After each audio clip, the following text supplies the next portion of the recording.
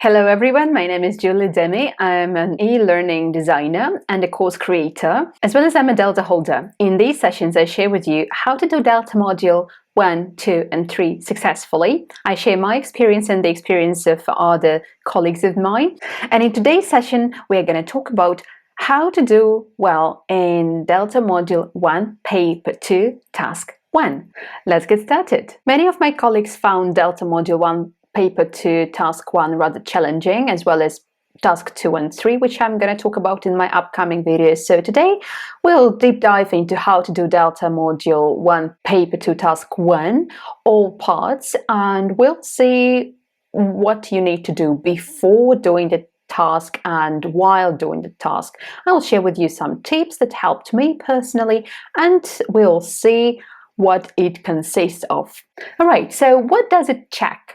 In general, it checks your understanding of key concepts and terminology related to assessment, different tests and how you navigate within them, ability to evaluate types of assessment and their purposes so that you understand which test refers to which purpose. And another thing that Task 1 checks is ability to relate principles of assessment to the classroom.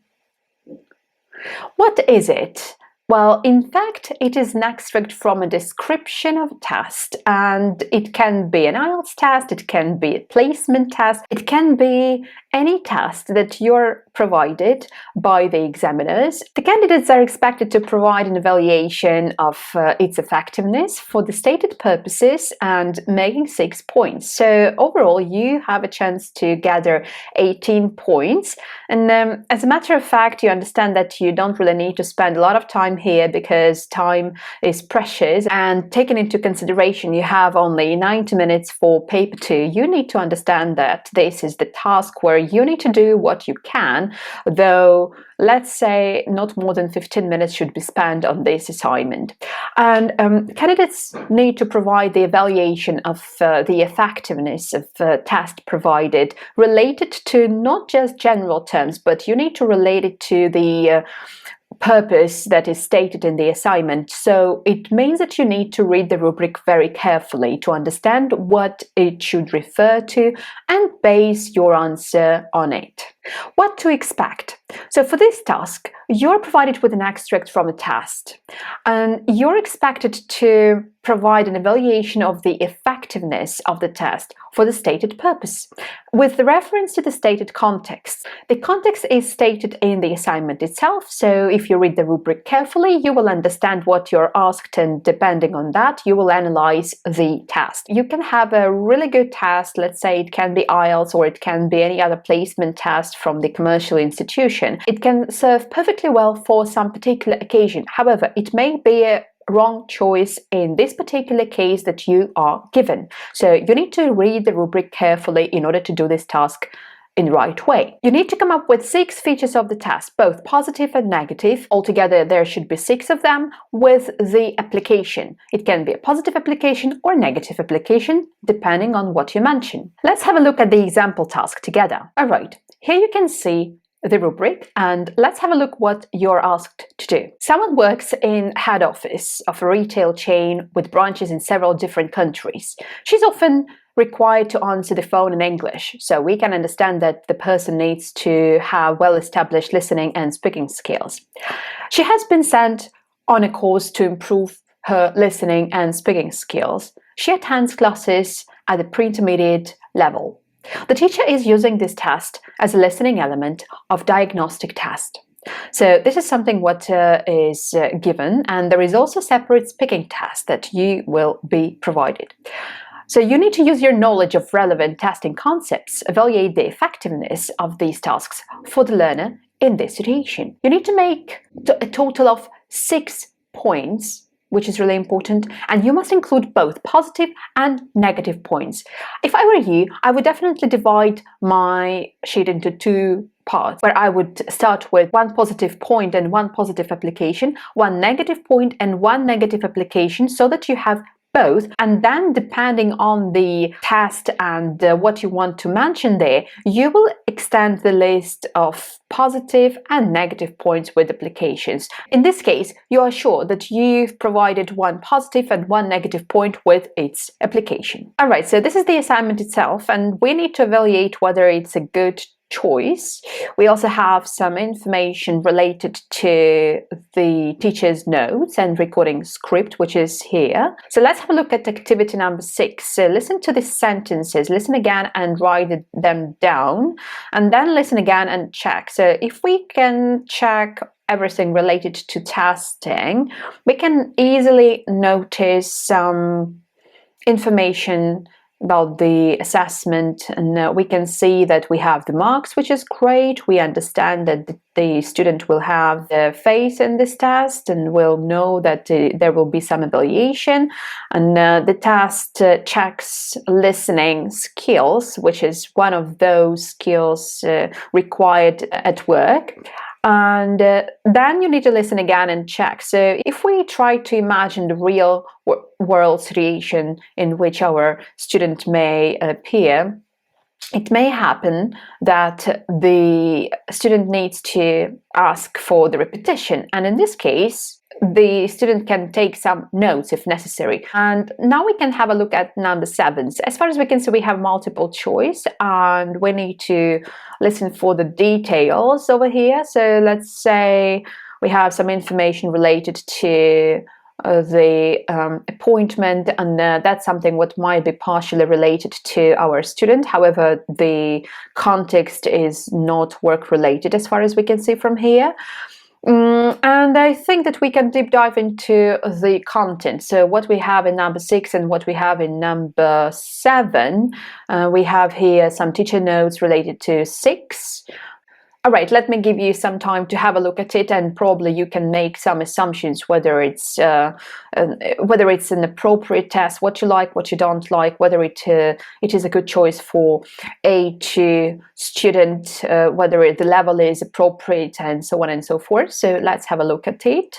What kind of conversation, the format, and whether it is something what might test what it should test. So let's say the listening and speaking skills. I assume that you would like to know how to approach this task in the right way, so I will not keep you waiting any longer. Let's have a look at the example answers. So let's for the positive points. So the language. The language, as we can see here, test covers tenses, present, past, and going to, or simple connections, and basic adjectives, or functional language, which is also in this test. And we can see that it is an integrative task, language and listening, which is great. And then connected speech, which is also one of the positive points which we can mention here. Test learners' ability to decode features of connected speech, and that's something what is also really important for that activity. Task type, dictation acts as a form of note-taking, and note-taking might be applied at work. Listening skills are tested, so both tasks test listening for detail and intensive listening. Direct test, we need to define what kind of test it is. So it's a direct test to test the learner's listening skills. The level is appropriate for the learner's level, and it's achievable, sufficiently challenging, let's say. And the rubric, clear and simple instructions, which is also really important, and has an example of exercise 7. Let's have a look at the positive applications. So when we talk about the relevance, learner's needs, the learner is likely to need this in her work. Another positive application is test content and task type. So the learner will believe that her needs will be addressed in the rest of the course. And the learner reaction. If we have a look at the learner's reaction, we can see that the learner will find the task motivating because let's say there will be some clear task and some clear choices. So it seems like it might be a really motivating task. And the format. The format is clear again, and the learner will know what to do. As for the evidence, the exercises will allow the teacher to diagnose the language areas that affect listening. and the learner will be able to show her language abilities. So you can see that in such simple language we were able to navigate through the task and without any particular meta language which might be applied. So let's say validity, reliability, all those, if you understand well, you can apply them. However, you need to explain why it can be applied and what kind of positive application you came up with based on your rubric. All right, so now I think it's the right time to have a look at the negative points that might be also mentioned. As far as you remember, I told you need to have at least one positive and at least one negative point with application. So we need to make sure that we mention at least one. Let's have a look. Topic. Well, the topic is something what might be a negative point. Lexis in the dictation is not relevant to a business context, and the topic is not relevant to the learner's job, as we have noticed while reading the task. The learner is not tested on her knowledge of telephone language, and functional language, I'm afraid, is also not here. And language in task 7 is not transactional. So that's something what is considered to be a negative point as well. Task 6 requires complete accuracy in writing, which is not necessary in note-taking on phone. The test doesn't assess learners' ability to take notes, and that's also something negative. Task 7, the learner can guess the answers because it's a multiple choice exercise, and as a matter of fact it cannot be reliable enough for the teacher to assess the level. We can see that the rubric is also a negative point. The learner is not told that spelling accuracy is important, and that's something what is not clear, so it might frustrate the student. And the last negative point relates to the language in the transcripts. Both tasks 6 and 7 are scripted and, as a matter of fact, non-authentic. All right, and now I think that we can turn to negative applications. So the first negative application is learner's reaction. The learner may not be motivated, may lose faith in the course, will not be interested in the topics, tasks, and will not take exercise seriously because it doesn't relate to her job and what she needs to do at work. Then needs lack of relevance. The task is not entirely relevant to the learner's needs regarding the listening she does at work, and that's something what I've been mentioning before. Answering the phone, learners needs to understand the transactional exchange in her work, so that's also something what is lacking. And the rubric. The learner may not edit work carefully enough, may lose a lot of points. There may be a lack of reliability as a result. So the learner's performance is a possible negative application. The learner may not show her real abilities, as it's kind of very restricted assignment. And evidence for the teacher. So there might be not enough evidence for the teacher related to the ability to understand unscripted authentic speech, and the teacher will not be able to assess learners' ability to understand authentic speech, only scripted and something what is taken from the course book, let's say. Then, as for the last one, impact on course design.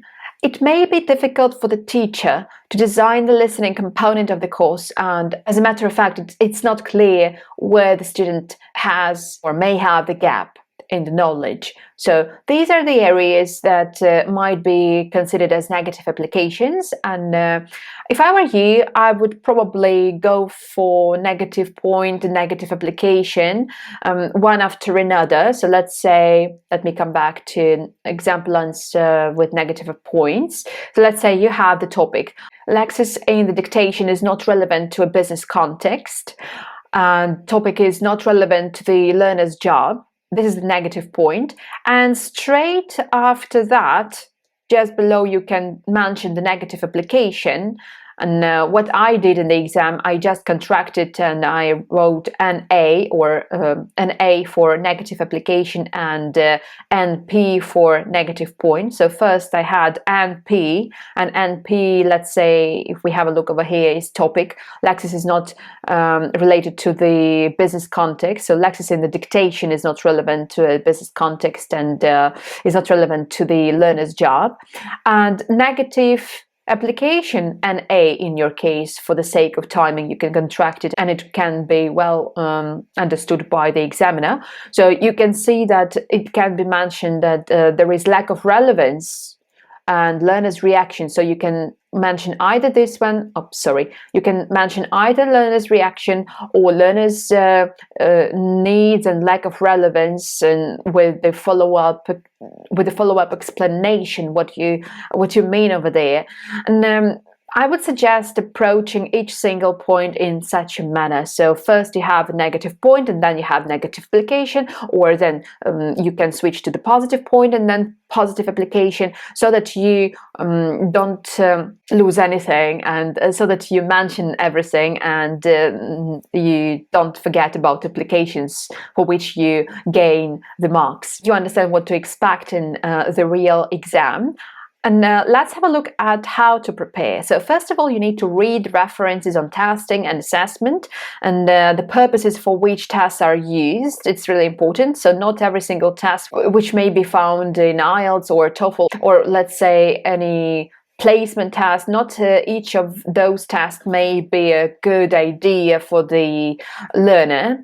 And we need to focus mainly on the needs of the student and how the test relates to the needs. And mainly it's not so easy to arrange it in such a way, but let's say if we have a business English course, and if you provide such test with listening as what we could see before, I would say that it might be considered as an inappropriate, and definitely the student will lose faith in the course and may be demotivated to do the task, as it doesn't relate to work and something what the student is expected to do on regular basis at work. And then it will be a huge question.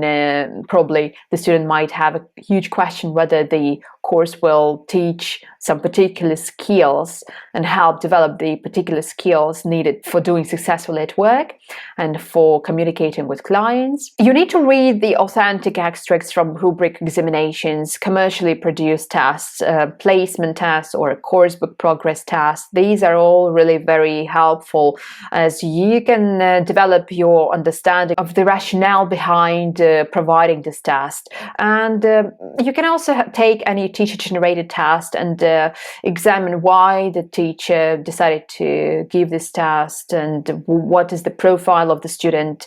And so these are the things that matter a lot.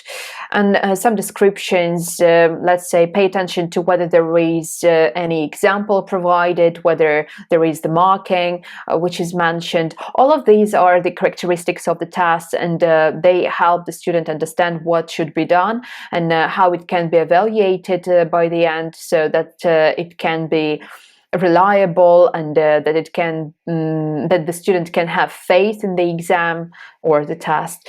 So these are the things that matter. Another thing that you need to do, you need to analyze the test for the principles informing their design and use. So let's say reliability, practicality, validity, and their effectiveness in achieving a stated purpose. In our case, if we come back, and the teacher is using it to diagnose the level, to diagnose the current skills and the situation, probably in order to see what to give next, in order to provide any changes if necessary to the course, in order to better cater for the needs of the students. Let's have a look at the effectiveness in achieving a stated purpose. So if we take our exam, if we take these two tasks, number 6 and number 7, in order to diagnose the abilities of the student to listen and speak carefully, we would say that it is really effective enough to diagnose the problems, to diagnose the gap that the learner might have. And as a matter of fact, we can see that it is a totally negative Okay, I won't say totally negative. It is a negative point rather than positive. And the next point, so you need to select tasks of various types: diagnostic, proficiency, progress, and you need to understand what is the difference between all tasks mentioned. For the particular learners, defining the purpose for each task. So you need to understand when to give the diagnostic task, when to give the proficiency test, and when to give the progress test. What's the purpose of each, and what they preferably should contain, depending on the situation that is provided. Another thing that you can do in order to prepare for this task, you can provide your learners with a variety of task types, and it can be a diagnostic, proficiency, or progress task, and analyze the results with reference to the purpose for which it was used and to key assessment concepts. Again, we talk about reliability, practicality, and validity. I will add one really useful link below where you will have a chance to see what reliability, practicality, and validity stand for, and many other things related to testing and assessment. So I hope it will be helpful for you as well. Then, if we have a look at what to start with, well, first of all, you need to read the situation and purpose in the rubric carefully to decide how each part of it can be relevant to the answer. It may happen that you look at the assignment and you think that this assignment is not something what you would personally give, but you shouldn't personalize it. You need to refer to the rubric, you need to refer to the purpose and the situation carefully. So probably this particular task might be a good testing task, and in this case you need to come up with the points, positive or negative points, and positive negative applications, rather than thinking whether you would give this task or not. Make sure your answers are specifically about the particular description or extract of the test and the specified learner and context. That's what I have just mentioned. So you shouldn't talk about something in general, you need to talk about something in particular and comment on some particular case that you are provided. Then, make sure you show explicitly how the points you make about the effectiveness of the test apply to the particular learner and the context from the rubric. Include no more than 6 features of the test in your answer. Ensure that you cover both positive and negative points, and that's something what I mentioned previously. That's really important. Consider whether points noted as positive could also be negative. It also might be the case, and it's totally fine. As you could see from our example, it was actually the case. And you need to refer to relevant testing concepts using terminology accurately and when appropriate. If you understand that you don't really know exactly what content validity or face validity stands for, so don't use these terms. Instead, go for the explicit explanation with your own words, and it may happen that it could be a better answer rather than just going for face validity or content validity without providing some particular explanation. So be careful with the terminology here, and don't think that if you just mention face validity or content validity, it might be enough. I'm afraid it is not enough. You need to provide an explicit answer. Then, cover a range of points relating to the test effectiveness in your answers as well. So here you need to think about any particular points that you can come up with. Think whether the test is effective or not, whether the test can help the teacher test the level, evaluate or diagnose some problems, or probably it may help the learner understand something, or probably the institution or even the stakeholder. It may happen that the test should be provided further and it can be the final test, right? So that's something what you need to consider. And one more thing that I would like to talk about today is being aware of the following things. So don't mention more than 6 points. Number your points so that you know when to stop, and it can be really helpful. If you mention more than 6, the examiner will not go any further, and when you mention the 6th one, after the 6th application, that's it. Examiner stops checking anything what you mentioned further, and well, I would say that do not waste your time. Don't write more than 6. Make it clear which are positive and which are negative points. And what you can do, you can write negative point, negative application, positive point, positive application, or NP, and A. These are the things that might be easily recognized by the examiner. Now, you need to state it clearly. You need to state clearly what you mean so that the marker doesn't need to guess what you mean. And don't forget to mention positive and negative applications. That's also something what is really important. As I mentioned before, you gain the marks for negative points and negative applications, as well as for positive points and positive applications. My advice would be the following. This task carries 18% of the possible marks, so spend no more than 15 minutes on it. If you can spend less, perfect. So speed writing is something what you need to master before doing this task. Marking. 2 marks for each positive and negative comment and 1 mark for each application to the learner. And as far as you can see, you can get 6 marks for applications in this task. Don't lose it, mention it. And remember, you can't know everything, but you can increase the probability of doing better in the exam by doing past papers, noticing your gap, and analyzing the guidelines to better meet the requirements. All right, I hope that it was helpful for you. If you see that you have any questions, I would be very glad to answer all of them in the comments down below. Testing and evaluation is everywhere in our life, so you need to understand the principles and the rationale. In fact, it's a really interesting topic. I think that all of you had good and bad experiences of doing the exams, and I'm pretty sure that your students had different experiences and attitude to tests, and when you understand the principles and the rationale better, you can see that you can benefit from testing and evaluation, because that's actually something what helps not only you but also the student, and your learners will be grateful for being provided with good tests.